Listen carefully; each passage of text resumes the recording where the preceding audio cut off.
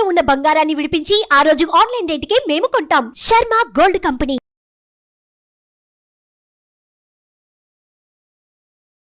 నమస్తే, welcome to Suman TV. నేను మీ యామ్ని. ప్రస్తుతం మనతో ఉన్నారు ప్రముఖ ఆధ్యాత్మికవేత్త, ప్రముఖ జ్యోతిష వాస్తు పండితులు సుభాష్ శర్మ గారు ఉన్నారు. గురుగారితో మాట్లాడి మనకున్న సందేహాలను అడిగి తెలుసుకుందాం. నమస్కారం గురుగారు. శ్రీమాత్రే నమః.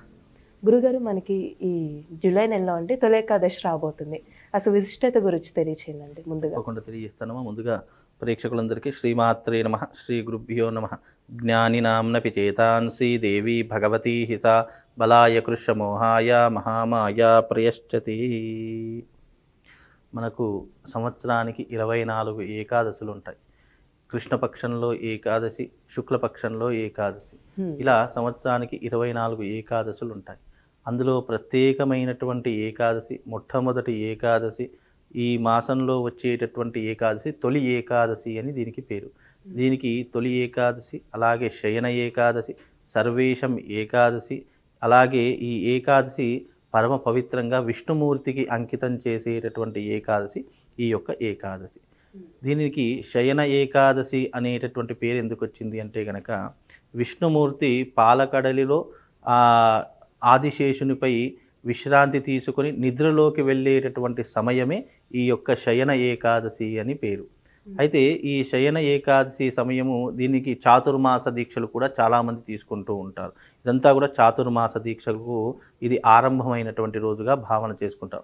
ఈ యొక్క విష్ణుమూర్తి 4 నెలల పాటు నిద్రావస్థలో ఉండేటటువంటి సమయము ఈ యొక్క చాతుర్మాసాలు. అంటే ఎందుకండి 4 నెలలు అంటే? అయితే ఈ 4 నెలలు అనేటటువంటి కాలం ఎందుకు అని అంటే గనక, ఈ యొక్క యావత్ ప్రపంచమంతా కూడా, యావత్ భారతదేశం అంతా కూడా పోషణాకారకుడు ఈ భూమండలంలో ఎవరు ఉన్నారు అని అంటే గనక విష్ణుమూర్తి అని చెప్తాము.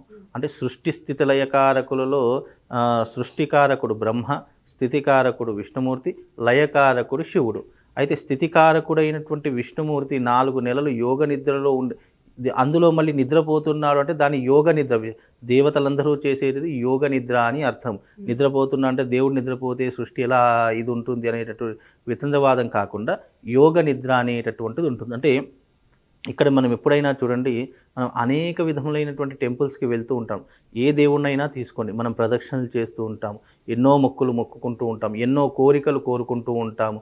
అలాంటప్పుడు ఆ సమయంలో భగవంతుని యొక్క శక్తి అనేటటువంటిది క్షీణిస్తూ ఉంటుంది.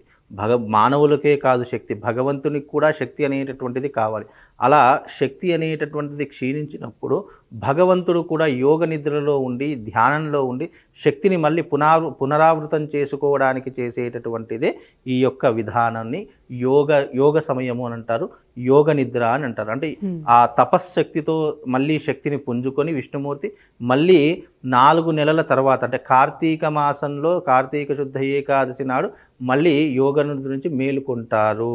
కనుక ఆ సమయంలో చాలామంది విష్ణుమూర్తిని దర్శనం చేసుకుంటూ ఉంటారు.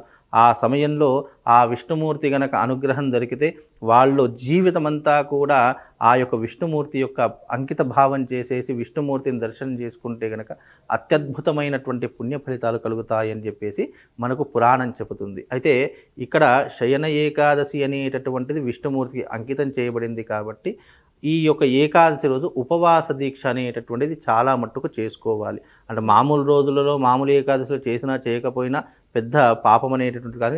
ఈ శయన ఏకాదశి రోజున కనుక ఎవరైనా భోజనాది క్రతువులు చేసినా కానీ, అన్నం లాంటి పదార్థాలు తిన్నా కానీ వాళ్ళకు అనేక పాపములు చుట్టుకుంటాయి అని చెప్పేసి మనకు పురాణం చెప్తుంది. ఎందుకంటే దీనికి ఒక కథ కూడా ప్రాచుర్యంలో ఉంది.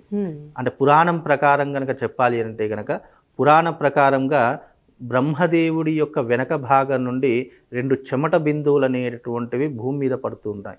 ఆ భూమి మీద పడేటటువంటి సమయంలో అవి ఎలా మారుతాయంటే, అన్నవృద్ధులు అనేటటువంటి 2 రాక్షసులు జన్మవిస్తారు. అన్నవృద్ధులు అని వారికి పేరు.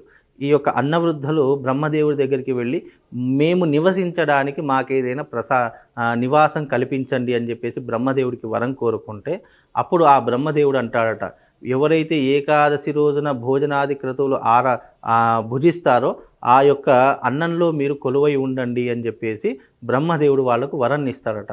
అందుకే ఏకాదశి రోజు చేసినటువంటి భోజనం ఏదైతే ఉంటుందో అది మన కడుపులోకి వెళ్ళిన తర్వాత అవి క్రిములుగా మారిపోయి మన శరీరాన్ని ఎన్నో రకాలుగా ఇబ్బందులు పెట్టేటటువంటి అవకాశం ఉంటుంది. అంటే రోగాలను ఉద్భవించేలా చేసేటటువంటివి ఏకాదశి రోజున తినేటటువంటి అన్నము. అంటే ఇది పురాణ వచనము అని అర్థం, అంటే పురాణంలో జరిగినటువంటి ఒక గాథ.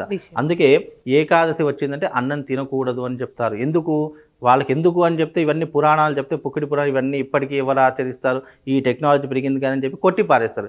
కానీ ఇది పురాణ ప్రకారం జరిగినటువంటి ఒక సంఘటన. అంటే రాక్షసులు ఏకాదశి రోజున తినేటటువంటి అన్నంలో ఉంటారు కాబట్టి మనం ఏకాదశి రోజున మనం భోజనం చేయకూడదు అని చెప్పేసి ఒక శాస్త్రవచనం పురాణం ప్రకారం. అందుకే ఏకాదశి రోజు విష్ణుమూర్తికి అంకితం చేయాలి.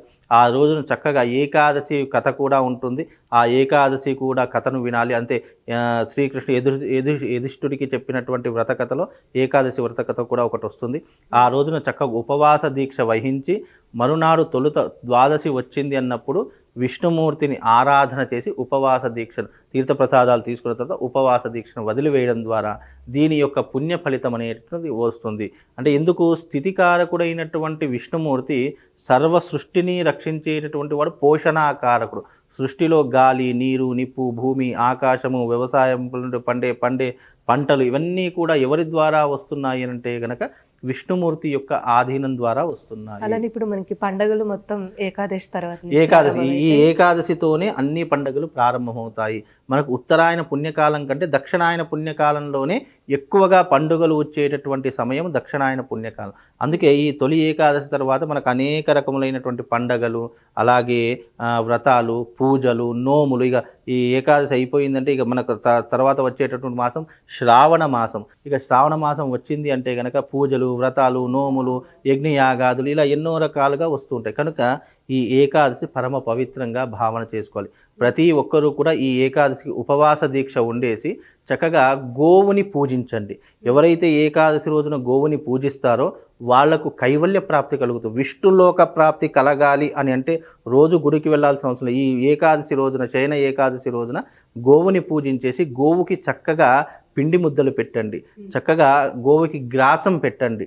అలా పెట్టడం ద్వారా నిజంగా చెప్తున్నాను వాళ్ళకు తప్పకుండా విష్ణులోక ప్రాప్తి కలుగుతుంది. అంటే ఆ రోజు ప్రత్యేకమైన నైవేద్యం కూడా పెడతారు కదా స్వామివారికి. ప్రత్యేకంగా అనేక విధములైనటువంటి నైవేద్యాలు ఉంటాయి. చక్కెర, అలాగే దద్దోజనము, పులిహోర ఇలాంటివి ఏవైనా కూడా పెట్టడానికి ఆస్కారం ఉంటుందని మామూలు రోజులు. కానీ ఇది ఏకాదశి కాబట్టి ఇందులో అన్నానికి సంబంధించినటువంటివి ఇలాంటివి కూడా పెట్టకూడదు. కేవలం శిరా నైవేద్యం పెట్టవచ్చు, అలాగే సేమియా పాయసం పెట్టవచ్చు, అలాగే ప్యాలాలతో చేసినటువంటి పదార్థాలు పెట్టవచ్చు, పిండి పదార్థాలు పెట్టవచ్చు. స్వామివారికి చక్కగా బెల్లపు పానకము, అలాగే చక్కగా ఈ యొక్క స్వామివారికి ఇష్టమైనటువంటి తీపి పదార్థాలు ఇవన్నీ కూడా పెట్టడం ద్వారా కూడా స్వామివారు చాలా సంతోషిస్తారు. ఈ యొక్క శయన ఏకాదశి స్వామివారు గాఢ యోగ నిద్రలో వెళ్ళిపోతారు కాబట్టి అందరూ కూడా ఈ చాతుర్మాస దీక్ష ఎవరైతే చేసుకుంటారో వాళ్ళకు తప్పకుండా విష్ణుమూర్తి యొక్క అనుగ్రహం సంపూర్ణంగా కలుగుతుంది. అంటే ఇంకా అనుగ్రహం రావాలంటే ఏదైనా ప్రత్యేకమైన మంత్రం అంటుందండి? స్వామివారిని ప్రత్యేకంగా పూజించాలంటే అందరికీ మంత్రం వస్తుంది. స్వామివారి యొక్క అష్టాక్షరి మంత్రం ఓం నమో నారాయణ అనేటటువంటి అష్టాక్షరి మంత్రాన్ని ఉచ్చారణ చేసుకోండి సరిపోతుంది. లేదా హరి హరి హరి హరి అని చెప్పేసి నిరంతరం హరినామస్మరణ చేసుకుంటూ వెళ్ళండి. లేదా నమో నారాయణ అనేటటువంటి మంత్రాన్ని చేసుకోండి. దీనికి మించినటువంటి మంత్రం సృష్టిలో ఏదీ లేదు. ఇప్పుడు శివుడికి ఓం నమ శివాయ అనే పంచాక్షరి మంత్రం ఎంత గొప్పనైనటువంటిదో అలాగే విష్ణుమూర్తికి గొప్పనైనటువంటిది నమో నారాయణాయ నమః అనేటటువంటి మంత్రం కూడా అంతే గొప్పనైనటువంటిది. కనుక ఇదంతా కూడా మీరు విష్ణుమూర్తికి అంకితం. మనం మనసా వాచా కర్మణ చేసే ఏదైనా కూడా విష్ణుమూర్తికి అంకితమైపోతుంది. ఆ రోజున తులసి ఆరాధన చేసుకోండి, చక్కగా విష్ణుమూర్తి ఆరాధన చేసుకొని చక్కగా విష్ణుమూర్తికి ఇష్టమైనటువంటి నీలి పుష్పములు, తులసీదళ పత్రములు ఇవన్నీ స్వామివారికి సమర్పించండి. దాని ద్వారా స్వామివారి యొక్క సంపూర్ణమైనటువంటి అనుగ్రహం మీకు కలుగుతుంది. చాలా చక్కగా తెలియజేశారు గురుగారు, ధన్యవాదాలు. సుమన్ టీవీలో మీ పర్సనల్ అండ్ బిజినెస్ ప్రమోషన్స్ కోసం కింది నెంబర్కి కాంటాక్ట్ చేయండి.